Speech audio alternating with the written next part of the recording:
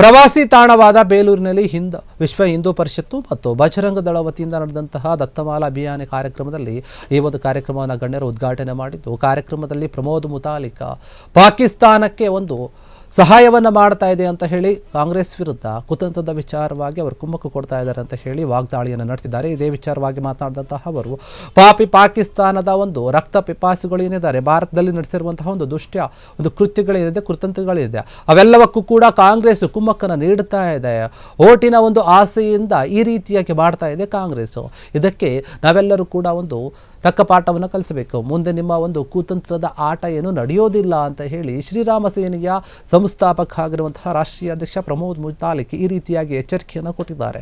ಪಟ್ಟಣದ ಚನ್ನಕೇಶ್ವರ ಸ್ವಾಮಿ ದೇವಾಲಯದಲ್ಲಿ ಮುಂಭಾಗದಲ್ಲಿ ವಿಶ್ವ ಹಿಂದೂ ಪರಿಷತ್ತು ಮತ್ತು ಬಜರಂಗ ದಳದ ವತಿಯಿಂದ ಹಮ್ಮಿಕೊಂಡಿದ್ದಂತಹ ಈ ಒಂದು ದತ್ತಮಾಲಾ ಕಾರ್ಯಕ್ರಮದಲ್ಲಿ ಜಯಂತಿಯನ್ನು ವಿಜೃಂಭಣೆಯಿಂದ ಆಚರಿಸಲಾಗಿದೆ. ಹನುಮ ಜಯಂತಿಯ ಒಂದು ಅಂಗವಾಗಿ ಈ ಒಂದು ಕಾರ್ಯಕ್ರಮ ನಡೆದಿದೆ. ಬೃಹತ್ ಬೈಕ್ ರ್ಯಾಲಿ ಮತ್ತು ಜಾಥಾವನ್ನು ಕೂಡ ನಡೆಸಿ ಸಭೆಯಲ್ಲಿ ಮಾತನಾಡಿದಂತಹ ಅವರು, ಸುಪ್ರೀಂ ಕೋರ್ಟ್ ಈಗಾಗಲೇ ಹಿಂದೂಗಳ ಆಸ್ತಿ ಧಾರ್ಮಿಕ ದತ್ತಿಗೆ ಇಲಾಖೆಗೆ ಒಳಪಟ್ಟಿದೆ ಅಂತ ಸ್ಪಷ್ಟವಾದಂತಹ ಒಂದು ಸಂದೇಶವನ್ನು ನೀಡಿದೆ. ಆದರೆ ದತ್ತಪೀಠದಲ್ಲಿನ ಒಂದೊಂದು ಕುಟುಂಬದಲ್ಲಿನ 6,000 ಎಕರೆ ಏನಿದೆ ಕಬಳಿಸಿದ್ದಾರೆ, ಹುನ್ನಾರ ನಡೀತಾ ಇದೆ, ಇಲ್ಲಿ ಈ ರೀತಿಯಾದಂತಹ ಒಂದು ಮೋಸ ನಡೀತಾ ಇದೆ ಅನ್ನುವಂತಹ ವಿಚಾರ ಕೇಳಿ ಬರ್ತಾ. ಆದರೆ ಯಾವುದೇ ಒಂದು ದಾಖಲೆಗಳು ಇಲ್ಲ. ದತ್ತಪೀಠ ಹಿಂದೂಗಳಿಗೆ ಸೇರಿದ ಎಲ್ಲ ಒಂದು ಮೂಲದ ದಾಖಲೆಗಳನ್ನು ಏನು ಮಾಡ್ತಾ ಇದೆ ಅಂದರೆ ಮೈಸೂರು ಒಡೆಯರು ಸೇರಿ 10 ವಂಶದವರು ಮತ್ತು ಮಠಗಳಿಗೆ ಇಲ್ಲಿವರೆಗೆ ನಡೆಸ್ಕೊಂಡು ಬಂದಿದ್ದಾರೆ, ನಿರ್ದೇಶನವಿದೆ ಅಂತ ಹೇಳ್ತಾ ಇದ್ದಾರೆ. ನಿಮ್ಮ ಒಂದು ಸೊಕ್ಕು ಅಥವಾ ದರ್ಪವನ್ನು ಬಿಟ್ಟು ಪಕ್ಷದಲ್ಲಿ ನೀವು ಸರಿಯಾದ ರೀತಿಯಲ್ಲಿ ನಡೆದುಕೊಳ್ಳಿ. ನಾಗೇನಹಳ್ಳಿಯ ಒಂದು ವರ್ಗಕ್ಕೆ ಅಥವಾ ಧರ್ಮಕ್ಕೆ ಸ್ಥಳಾಂತರ ಮಾಡಲಾಗಿದೆ ಒಂದು ವಿಚಾರವಾಗಿ ಸೌಹಾರ್ದತೆಯನ್ನು ನಡೀಬೇಕು ಅಂತ ಹೇಳಿ ಪ್ರಮೋದ್ ಮುತಾಲಿಕ್ ಈ ಒಂದು ವಿಚಾರವಾಗಿ ಹೇಳಿದ್ದಾರೆ. ಇಲ್ಲಾಂದರೆ ಮುಂದಿನ ದಿನಗಳಲ್ಲಿ ಅಚಲವಾದ ಒಂದು ಹೋರಾಟವನ್ನು ಮಾಡ್ತೀವಿ, ನಾವು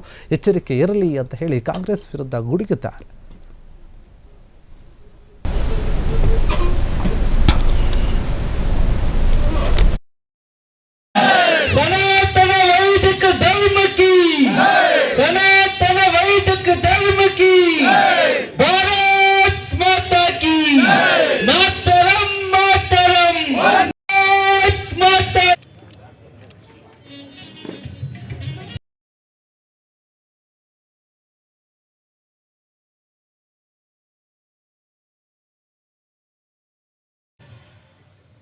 ಏನು ಪಾಪ ಮಾಡಿದಾಳೆ, ನಮಗೆ ಅನ್ನ ಹಾಕ್ತಾ ಇದ್ದಾಳೆ, ನಮಗೆ ಕೆಲಸ ಕೊಡ್ತಾ ಇದ್ದಾಳೆ, ನಮಗೆ ಗೊಬ್ಬರ ಕೊಡ್ತಾ ಇದ್ದಾಳೆ. ನಮಗ ದೇವರುಗಳ ವಾಸಸ್ಥಾನ ಗೋವು ಅಂತ ಹೇಳಿದಂತ ಮಹಾ ತಾಯಿಯನ್ನೇ ಕತ್ತರಿಸಿ ತಿನ್ನುವಂತ ಸೊಕ್ಕು ನಿಮಗಿದ್ರೆ ಕಾನೂನಿದೆ. ಬಿಜೆಪಿ ಕಾನೂನು ಮಾಡಿದೆ, ಆದ್ರೆ ನಿರಂತರವಾಗಿ ಇಲ್ಲಿಂದ ಕೇರಳಕ್ಕೆ ಹೋಗ್ತಾ ಇರುವಂತ ಹಸು ಗೋಮಾಂಸ ಇದು ಕಣ್ಣಿಗೆ ಕಾಣಿಸ್ತಾ ಇಲ್ಲ ನಿಮಗೆ. ಆದ್ರೆ ಇನ್ನು ಮುಂದೆ ಕಾನೂನು ಕೈಗೆ ತೋಳದಲ್ಲ, ನಮ್ಮ ಗೋಮಾತೆ ರಕ್ಷಣೆ ನಮ್ಮ ಹೊಣೆ, ನಮ್ಮ ಜವಾಬ್ದಾರಿ ಇದೆ. ಇನ್ನು ಯಾವ್ಯಾವ ಲಾರಿಯಲ್ಲಿ ಯಾವ್ಯಾವ ಕಂಟೈನರ್ ಯಾರ್ಯಾರು ತಗೊಂಡು ಹೋಗ್ತಾರೆ, ಅದು ಹೇಗೆ ತಗೊಂಡು ಹೋಗ್ತೀರಿ ನೋಡೋಣ ಅಂತ ಹೇಳಿ ನಾವು ಇಲ್ಲಿ ಈ ಹಾಸನ ಜಿಲ್ಲೆಯಲ್ಲಿ ವಿಶ್ವ ಹಿಂದೂ ಪರಿಷತ್, ಬಜರಂಗ ದಳ, ಎಲ್ಲ ಹಿಂದೂ ಸಂಘಟನೆಗಳ ಒಟ್ಟಾಗಿ ಸೇರಿ ಆ ಗೋಮಾತೆಯ ಆಕ್ರಂದವನ್ನ ನಿಲ್ಲಿಸುವಂತಹದ್ದು ಪ್ರತಿಜ್ಞೆಯನ್ನ, ಸಂಕಲ್ಪವನ್ನ ನಾವು ಮಾಡಿದೀವಿ ಅಂತನ್ನುವಂತದ್ದು ಹೇಳ್ತಾ ಇದ್ದೀನಿ. ಜೈಲಿಗೆ ಹಾಕ್ತೀರಿ ಹಾಕಿ, ಕೇಸ್ ಹಾಕ್ತೀರಿ ಹಾಕಿ, ಲಾಠಿ ಹೊಡಿತೀರಿ ಹೊಡಿರಿ, ಏನಕ್ಕಾದ್ರು ಮಾಡಿ, ಆದ್ರೆ ಗೋಮಾತೆಯನ್ನು ನಾವು ರಕ್ಷಣೆ ಮಾಡೋರು. ಆ ತಾಯಿ, ಮಹಾ ತಾಯಿ ನಮ್ಮನ್ನ ರಕ್ಷಣೆ ಮಾಡ್ತಾ ಇದೆ. ನಮ್ಮ ಕೃಷಿ, ನಮಗೆ ಕೃಷಿ ಬೇಕಾದಂತಹ ಆ ಆಧಾರ ಸ್ತಂಭ ಆದಂತಹ ಮಹಾ ತಾಯಿಯನ್ನು ರಕ್ಷಣೆ ಮಾಡುವಂತಹ ಜವಾಬ್ದಾರಿ ನಮ್ದು.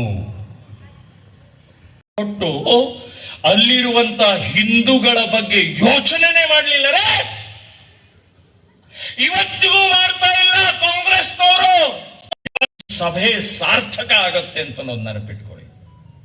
ಬರೀ ನಾನು ಹೇಳಿದ್ರೆ ಸಾಲೋದಿಲ್ಲ, ನನ್ನ ಮನೆ ಹೇಳಬೇಕು, ನನ್ನ ಓಣಿ ಹೇಳಬೇಕು, ನಾನು ಓಡಾಡುವಂತ ಹಳ್ಳಿಗಳಲ್ಲಿ ಈ ವಿಚಾರವನ್ನ ಪ್ರಸಾರ ಮಾಡುವಂತಹ ಕೆಲಸನೂ ನಮ್ಮ ಹೆಗಲ ಮೇಲಿದೆ ಅಂತ ನೆನಪಿಟ್ಕೊಳ್ಳಿ. ಪಹಲ್ಗಾಮ ನಡೆದಂತ ನಾವು ಆಂತರಿಕ ಸುರಕ್ಷತೆಯ ಬಗ್ಗೆ ಬಹಳ ಗಂಭೀರವಾಗಿ ಯೋಚನೆ ಮಾಡಬೇಕಾಗಿದೆ. ಯಾರು ಮಾಡಿದ್ದು?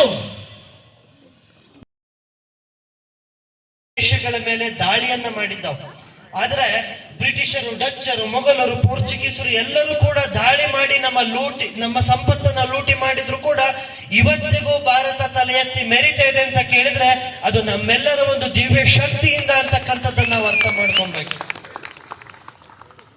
ಹಿಂದೂ ಧರ್ಮ ಅಂತಕ್ಕಂಥದ್ದು ಕೇವಲ ಒಂದು ಧರ್ಮ ಅಲ್ಲ, ಪ್ರತಿಯೊಬ್ಬ ಹಿಂದುವಿನ ಅಸ್ಮಿತೆ ಅಂತಕ್ಕಂಥದ್ದು.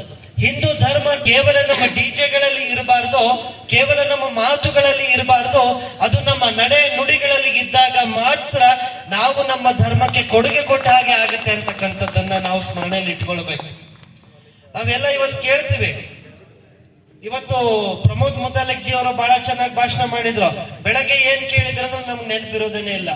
ಈ ಒಂದು ಮನೋಪ್ರವೃತ್ತಿಯಿಂದ ಈಚೆ ಬಂದ್ರೆ ಮಾತ್ರ ಇವತ್ತು ಏನು ದತ್ತಪೀಠ ಇದೆ ಅದನ್ನು ನಾವು ನಮ್ಮ ಸುಪರ್ದಿಗೆ ತೆಗೆದುಕೊಳ್ಳಿಕ್ಕೆ ಸಾಧ್ಯ ಇದೆ ಅಂತಕ್ಕಂಥದ್ದು ನಾವು ನೆನಪಲ್ಲಿ ಇಟ್ಕೊಬೇಕು. ಇವತ್ತು ಪ್ರಸ್ತುತ ಹೇಗಿದೆ ಪರಿಸ್ಥಿತಿ ಅಂತ ಕೇಳಿದ್ರೆ ನಮ್ಮ ತನಕ್ಕಾಗಿ ನಾವು ಹೋರಾಡಬೇಕಾದಂತ ಅನಿವಾರ್ಯತೆ ಇವತ್ತು ನಿರ್ಮಾಣ ಆಗಿದೆ.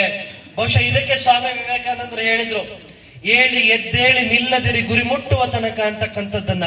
ಅಲ್ಲಿ ಗಮನಿಸಬೇಕಾದಂತ ಅಂಶ ಏನು ಅಂದ್ರೆ, ಏಳಿ ಅಂತ ಒಂದೇ ಸತಿ ಹೇಳಬಹುದಾಗಿತ್ತು, ನಾವು ಏಳಿ ಅಂತವ್ರು ಒಂದೇ ಸತಿ ಹೇಳಬಹುದಾಗಿತ್ತು.